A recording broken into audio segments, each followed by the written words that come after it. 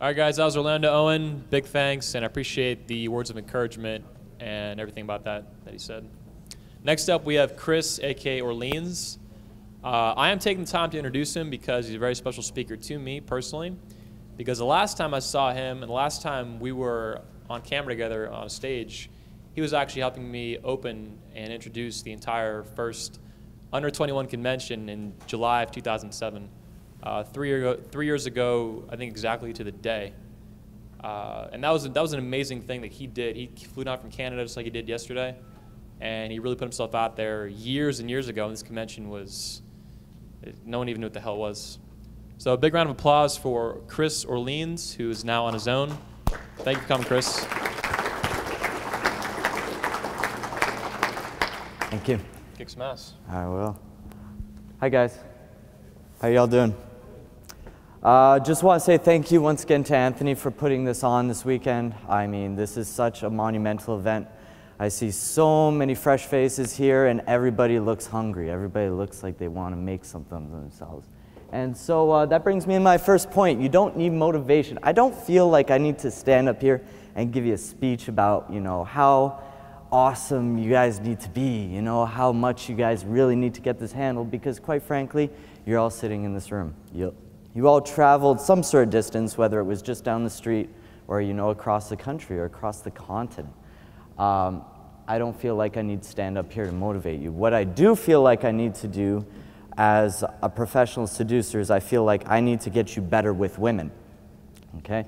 My original game plan was to give you guys a game plan to go out tonight. I'm the last speaker today, the last one on tape. So I figured, I would give you guys a game plan to go out and from meet to seduction, give you a blueprint for how to go out and get laid tonight. I started writing it down and rehearsing it and everything. I decided that was a little bit ambitious for an hour. For 2 hours, I would have been safe, but for an hour, it was a little bit much. So what I decided to do today is talk about 3 things that I consider the game changers. And what these are the 3 things that basically will dramatically improve your game in a very short amount of time. These are the 3 things that are instantly applicable that you can take out tonight and use to improve your success with women, okay? So the first one is going to be the first minute. This is going to be approaching. How many people would say that they're beginners here? By a show of hands. Okay, how about intermediates? And advanced. Okay, cool. There's going to be something for everyone here. So we're going to be going pretty fast here. I rehearsed this last night and it came out to 50 minutes. I'm going to try to reduce that to about 40. So pick up your pens. I gave you all a handout there, so you have plenty of room to take notes and follow along. No excuse for anybody sleeping in this presentation because we're going really fast. So the first one is the first minute that we're going to talk about. This includes opening, approaching, your focus and all that kind of stuff. The next one we're going to talk about is touch, because let's be honest, it's a physical game. You're not talking to a head on a stick. She's a person, she's a body, and quite frankly, you're not going to have sex with someone unless you've touched them. The final thing that we're going to talk to you about is objections and logistics. Logistics, I would assume, is half the battle. Quite frankly, if you don't have somewhere to bring her, if you don't know where you're going, you're not taking her anywhere. Okay? It's not going to happen. So, in my experience from teaching all the boot camps I have, all the one-on-ones I have, dealing with hundreds and thousands of clients, these are the 3 things, these are 3 checkpoints that the guys have the biggest hard time with. So that's why I really consider these game changers, is because these are 3 things that come up most consistently as problems throughout a guy's pickup. So like I said, instant application, instant results. This is something that if you remember it and use it tonight, it's going to garner you instant results, and that's very important. I'm a firm believer in the 80-20 rule. Does anybody know what the 80-20 rule is? What's the 80-20 rule? 80% of your results come from 20% of your work that you input. Exactly. We only have so much time to work on this stuff, so we need to spend that focusing on the aspects of your game that are going to be high impact. the parts of your game that are going to create the most results for you. And that's why I chose to spend this hour talking about these 3 things. And finally, these things will increase your consistency, and that's why I truly believe that mastery is. You know, anybody can go out and on a good day, you know, they say a pig can find a truffle, all right? But a master can go out and do it consistently, and this is what I'm talking about, is increasing your percentages of consistency. So let's say that, you know, you're at a bar, and you see a really, really smoking hot girl. Oh my God, that's the wrong slide, sorry guys. There we go, that's a little bit better. All right, so you have the goal in mind. You see the girl that you want. You know, she's beautiful, she inspires you. She makes you want to walk over and talk to her. But let's say that you're facing with a little bit of approach anxiety, or, you know, let's say you're getting a little bit of butterflies, or you don't know what to do. Let's talk about that first minute, because the first minute is absolutely crucial. During that first minute, you're going to be feeling the most nervous. You're going to be feeling, you know, the most uptight. You know, you're going to have butterflies in your stomach. And that becomes a problem, because if you get thrown a curveball, you're not going to be able to deal with it properly. You're going to be too locked in your head. So let's talk about ways to get over that and the game plan for that first minute. So focus, focus, focus. With my old company, we used to talk a lot about focus and, you know, what is focus and everything. The general idea is that at any given time, you can only focus on a few specific things, okay? For simplicity's sake, let's say you can only focus on one thing. This means that if you walk up and say, saying to yourself, oh my God, is what I'm saying right? That's all you can focus on. You're locked in your head. So you have to learn to train that focus, all right? And the way I do that is with what I call 3 questions to ask yourself, okay? These 3 questions. Oh, by the way, guys, there's going to be a pop quiz afterwards, so pay attention, because whoever gets the right answer is getting a free consultation with me, okay? So the 3 questions to ask yourself are, where am I at? Where do I need to be? How do I get there? Okay? So let's say you're standing at that bar, okay? Or let's say, for simplicity, that you're sitting on a stool having a beer. You see these girls, these beautiful, beautiful women. Okay, so what's the protocol now? Where am I at? I'm sitting at the stool drinking a beer. Where do I want to be? I need to be over there talking to her. How do I get there? Now, this is where the tricky part comes into play, okay? Because a lot of people would be like, I need to go talk to her. But I think that for people starting out, that's too many steps, or that's too many steps ahead.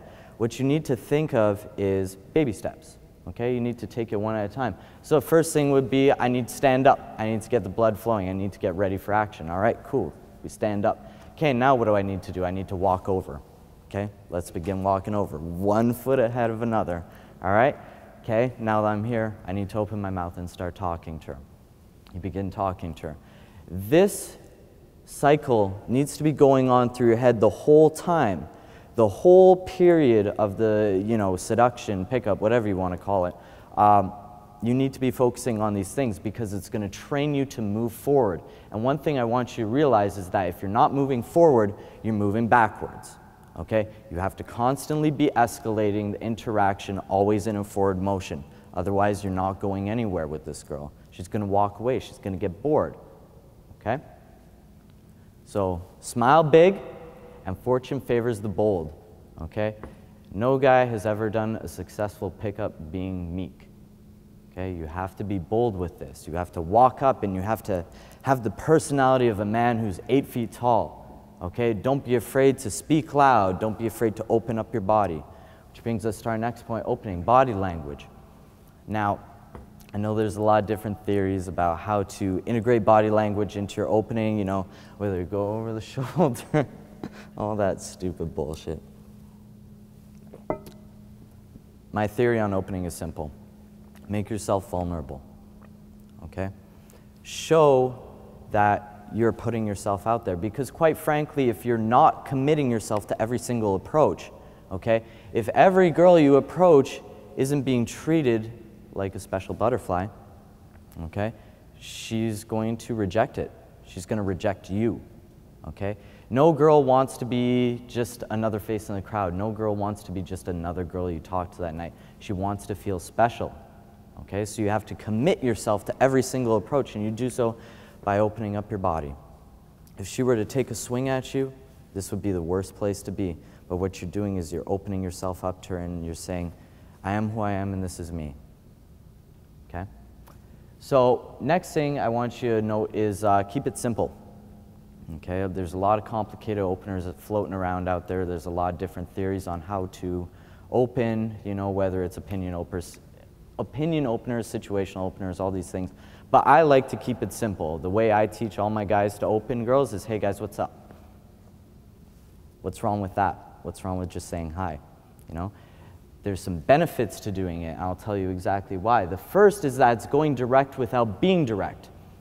Direct seduction is very, very powerful. It has an incredible potential for enlightening people to want to be around you. But at the same time, you have to keep in mind you're in a bar. There's lots of drunk guys around, all right? They're all going direct. They're all walking up and saying, baby, you're so beautiful. Baby, you're so fine, all right? Do you really want to be lumped in with all these guys? Because that's what's going to happen. Unless you're very, very good at what you do, all right? So it goes direct without being direct, as in you're removing the context from your approach. You're no longer using an excuse to walk up to this woman and say, you know, like, hey, do you guys, you know, what do you think on this, all right? Every time, you know, I genuinely need a female opinion, and I say, listen, I need a female, oh, God damn, you know, I hate fucking saying that because it's so lame. So I keep it simple, and I'm going direct without being direct. I'm not looking for an excuse to be there. I'm there because I want to talk to you, okay? It's an important concept that you have to keep in mind. This next reason why I like to keep it simple is because it creates measurability. And what I mean by that is if you consistently open in a simple way, in the same way every single time, it allows you to measure the other parts of your game without having this added variable of a situational opener. So now, let's say you're getting rejected off, hey guys, what's up? Why is that? Now, no, it's not because of your verbals. It's got to be because of the way you talk to her. Maybe you didn't touch her. Maybe you just weren't bold enough. Maybe you didn't have a big enough cock.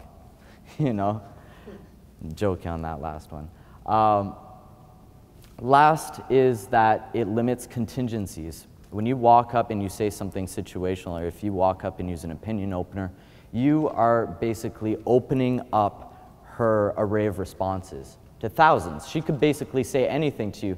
And like I said, during that first minute, you're going to be the most nervous. You're not going to know what to do with it. And that's not good, all right? You want to keep moving forward. You want to increase that consistency. And so by limiting contingencies, you're able to now have a game plan for two, all right? Hey guys, what's up is going to get two responses, okay? Hey, how's it going? Or who the fuck are you? All right? There's going to be ones in between, but basically it boils down to positive or negative. Now we have a protocol to move forward. Finally, when you're opening, begin touch, because if you walk up to a girl and say, hey guys, what's up? They can ignore you because you're just talking to them. If you walk up and touch, they can no longer ignore you because you're now touching them. You're invading their space. You're bringing yourself to their attention, okay? Very important. So next thing that we're going to work on, so now we have two contingencies to deal with. We have, hey, how's it going, and who the fuck are you, okay? So what we're going to do is we're going to do positive behavioral reinforcement, or AKA my favorite beer in the world, PBR. All right, so what you're going to do is you're going to tell her how she is. You want to start this reinforcement right from the get-go because it's going to make it easier on yourself, okay? So what you're going to basically frame her as is, let's say you were to walk up to a girl. What would be a really good personality quality, whatever, for her to have to make it easy for you to seduce her? Does anybody have any ideas? Outgoing. Outgoing? That's a good one. It's good, it's good. I like to go with fun because it kind of encompasses all of that, all in one word.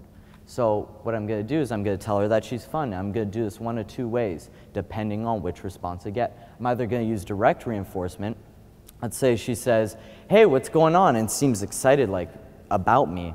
I'm gonna say to her, you seem like a lot of fun. I love that about you, okay? You seem like a lot of fun. You're telling her how she is. I love that about you. You're reinforcing it. You're telling her how to seduce you, okay? And that's one thing I want you guys to learn is that as much as, you know, you feel like you're trying to pull the seduction off, you also have to teach a woman how to seduce you because that's gonna give her the confidence to move forward on you as well, which makes it easier for yourself, okay? Now let's say that you get a negative response. As a precursor to this one, what I want you guys to realize is that you cannot save any set. Any guy who says he can go 5 for 5 is full of shit and you should run the other way from him because he's fucking lying to you, okay? No one can go 5 for 5. And quite frankly, I wouldn't want to because that means that I'm gonna be dealing with a lot of shitty girls who I don't get along with, okay?